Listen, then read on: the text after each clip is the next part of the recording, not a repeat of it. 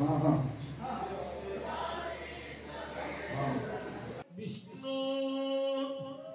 अपवित्रो पवित्रो वा सर्वामस्तगतोऽपि वा यस्मरे च पुण्डरीकाख्य समाजभ्यां वायुमन्तरं शुचि ॐ चन्दनं वन्दते नित्यं पवित्रं पापनाशनम् आपदा भद्वानन्दहाभूषां तेषां जयतेषां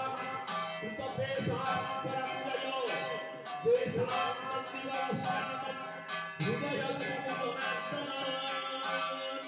ॐ श्री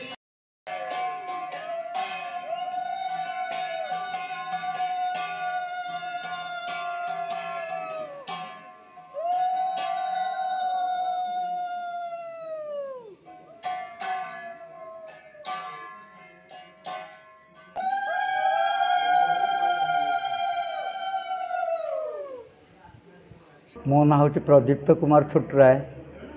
आउ मोर पिता नाम दिव्यसिंह महारथा महापात्र से जमीदार थे अंचल जमीदार थे पुरुष है देखा जगन्नाथ जगन्नाथ मार्था बोली जड़े थे से जगन्नाथ मार्था शुणा को आम पाइचु ये मंदिर को से प्रतिष्ठा कर मंदिर तैयारी कर प्राय 1782 मसीह मंदिर प्रतिष्ठा होती आम अनुमान कर दिन ठारू ये मंदिर गोटे मंदिर होता तार मुखशालाटा अधा हो पड़ा तो संपूर्ण हो नाला आई दिन ठारू पूजा अर्चना हो आसूँ और आम देखिलु जे ये मंदिर आस्ते आस्ते नष्ट हो जापर पानी गलुची तेणु ताकू आम रिइनोवेशन कलु कर 2014 मसीह गोटे रिइनोवेशन होमर आम मोर बड़ भाई डॉक्टर प्रसन्न कुमार राउतराय महापात्र जो दिव्येश महारथा महापात्र प्रथम पुओ बड़ पुओ से बापा मरीगला पर से हेले अंचल जमीदार और तांकरी अनुसार तांकरी ना से निजे भी रहीकि प्रतिष्ठा कर मंदिर को और देह बर्तमान भल ना से भी आसी उपस्थित हो पारना तेणु मुझे प्रतिनिधि भाया ये आसी ये हूँ तृतीय पुत्र तांकर सबू भाई मैंने एकाठी बसी आम स्थिर करूँ कौन करवा केते टका कौ बाबद खर्च हम और जो जमी था से जमी कि धान जो उत्पन्न होता से चलाचल करूँ कि चलिया भारी कष्ट होता आस्ते आस्ते जमी गुरा भी नष्ट होगला पानी पूर्ण होगला आ धान से है तेणु आम गोटे एंडामेंट आम मौरस ट्रस्टी से मौरस ट्रस्टी हिसाब से आम एंडामेंट को अप्लाई कलु जे गोटे जमी बहुत तो जमी अच्छी से गोटे जमी बिक्री करदे किसी टका हो से टका को आम फिक्स डिपोजिट करी ठाकुर मंदिर तैयारी करवा एवं ता सुधरे आम भी आउ कि नुआ नुआ घर तैयारी करी ताकू भड़ा दे पारिबा आ गोटे सभा मंडप तैयारी करवा बर्तमान पछरे भी गोटे सभा मंडप होगा पछेटा परठारू ये यज्ञ आरंभ हो 9 वर्ष है लोक नहीं गोटे मीटिंग करूँ से मीटिंग क्या किए कौन दायित्व नब ता स्थिर करूँ एवं से अनुसार से डाकी से सब आने को जल आने को जाती नई की जाती पानी आने को से द्वारा ही ये सब चले आम साहाଯ୍य आम सब नौ दोल दोल हूँ सबुठ बड़ पर्व और दोल बहुत किसी खर्च हुए से खर्च भी मेंटेन करने पड़े जो आउे राधाष्टमी हुए ये सब हुए और भी वार्षिक उत्सव ये 9 वर्ष है तो वार्षिक उत्सव चलती आम पर आम पिला माने पुणी देखिए सेमती करेंगे हूँ ज्योतिरंजन श्रीचंदन राय मु श्रीजुक्त प्रफुल्ल कुमार श्रीचंदन रायकर पुत्र श्री गोपीनाथ आमर कुलदेवता आउ दिव्यसिंह महारथा महापात्रंकर बोधे अणजेज सी करथिले मंदिर प्रथमे तापर आमे माने प्रभुंकर कृपारे मंदिर को चलई आसीचु आ मो दादा बड़ बापा माने मंदिर रक्षारक्षणा करती आ समस्ते गाँ लोक सहयोग करती ये मंदिर बहुत पुराना मंदिर एबे पुणी आउ थे रेनोवेशन होगी एबे 5 वर्ष है नुआ डेटी स्थापन होती यज्ञ भी हो प्रतिवर्ष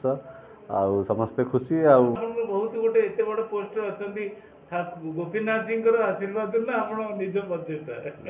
ठाकुर आशीर्वाद बिना किसी हुए ना तो आम मंदिर आसू न आसू ठाकुर आम पाखे सब था आम सब ठाकुर को कुआड़े भी किसी काम कले आम कुलदेवता को डाकिकी काम करूँ आ बहुत भल लगे। प्रदीप्त कुमार छुटराय पुओ ହେଲା ମୁଁ ଠାକୁର ଯେତେବେଳେ କିଛି ନଥିଲା ଯେତେବେଳେ ଏ ମନ୍ଦିର ପ୍ରଥମେ ହେଲା ମୋର ଠାକୁରଙ୍କ ପ୍ରତି ଏତେ ଅବଦାନ ମାନେ ମୁଁ ଭଲ ପାଏ ଏତେ ଯାହାକୁ ମାଗିଛି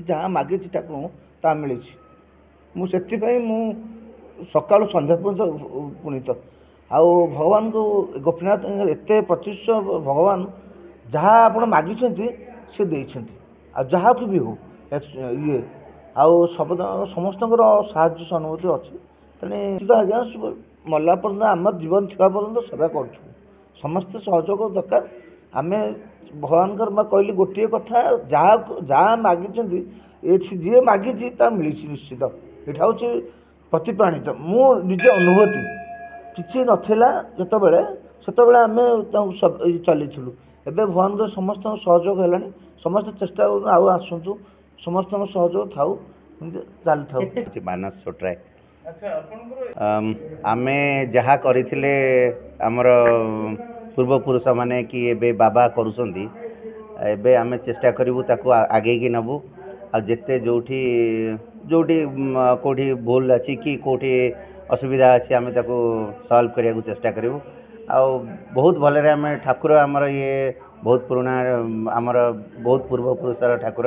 ଆମେ ୟାକୁ ବହୁତ ଖୁସିରେ ରଖିବୁ ଯେମିତି ଆମର ଠାକୁରେ ଗୋପୀନାଥ ଦେବେ ପୁରା ଭଲରେ ରହିବେ। ମୁଁ ହେଉଛି ଡକ୍ଟର ପ୍ରସନ୍ନ କୁମାର ରାଉତରାୟ ମହାପାତ୍ରଙ୍କ ମଝିଆ ଝିଅ ଆଉ ସିଏ ଏଠି ବହୁତ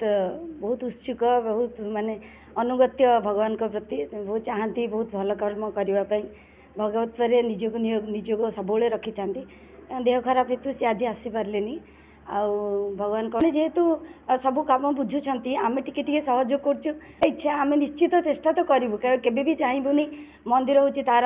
ଅବନତି ହେଉ ବା ଭଗବାନ କିଛି ଅବହେଳାରେ ଚାଲନ୍ତୁ ଆଉ ନିଶ୍ଚିତ ଆମେ ଉନ୍ନତି ଚାହିଁବୁ ମନ୍ଦିରର ଭଗବାନଙ୍କର ପୂଜାପାଠ କର୍ମ କେମିତି ଠିକ୍ ଭାବରେ ହେଉ ଆମେ ତ ସବୁବେଳେ ପ୍ରଚେଷ୍ଟା କରିବୁ ନିଶ୍ଚିତ ଭାବେ ଆମର ରହିଛି ଏଇ ମାନେ ଇଚ୍ଛା ଆନ୍ତରିକ ଇଚ୍ଛା ରହିଛି। ଆଉ ଦୀପ୍ତ କୁମାର ନନ୍ଦ ମୁଁ ଆଜିକୁ ଏ ଗୋପୀନାଥ ମନ୍ଦିରରେ 9 ବର୍ଷ ହେଲା ଠାକୁରଙ୍କର ସେବାୟତ କାର୍ଯ୍ୟ ବ୍ରାହ୍ମଣ ରୂପରେ ଠାକୁରଙ୍କ ପୂଜାବିଧି କରିଆସୁଛି। ଏତେ ଫଳିବ କର୍ମର ଆୟତ କର୍ମନେ ବାଧିକରସ୍ତେ ମା ଫଲେଷୁ କଦାଚନ ଏଗୁରୁ 5:30ରୁ ଠାକୁରଙ୍କର ମଙ୍ଗଳ ଆଳତି କରେ ତାପରେ ସ୍ନାନ ଆଦି ସାରି ଠାକୁରଙ୍କୁ ସ୍ନାନ କରି ବସ୍ତ୍ର ପରିଧାନ କରି ଗନ୍ଧ ଚନ୍ଦନ ତୁଳସୀ ଦେଇ ପୂଜା अर्चना करे पुणी आरती करे आलोट दिया है चामर दिया है गीता पाठ करा जाए सबुदिन मुझे भागवत पारायण हुए। परमानंद सामल मु ये मंदिर जड़े सभ्य आउ टुकु बाबू आम रोचे समधी जी अनुष्ठान हुए मुझे सहयोग करे सब प्रकार। केते दिन धरी यज्ञ चले ये यज्ञ 5-4 दिन हुए। कौन कौन सब प्रोग्राम हुए यज्ञ? प्रोग्राम हूँ प्रथम दिन अंकुरोपण द्वितीय दिन हूँ आम पानी जो तोड़ा अधिवास तृतीय दिन हूँ यज्ञर आहुति आउ चतुर्थ दिन पूर्णाहुति तापर गीता यज्ञर पूर्णाहुति तापर आमर जो गोटे सांस्कृतिक कार्यक्रम हुए लास्ट दिन। प्रसाद सेवन व्यवस्था कौन हुए? प्रसाद सेवन आम सबुदिन राति कराए लास्ट दिन 1000 लोक आमर प्रसाद सेवन कराए आ समस्त भी सहयोग करते गाँव लोक मैंने भी सहयोग करते। ठाकुर कार्य आप नियोजन अच्छा खुशी लगुच? बहुत खुशी लगुच आनंद लगुच। हाँ।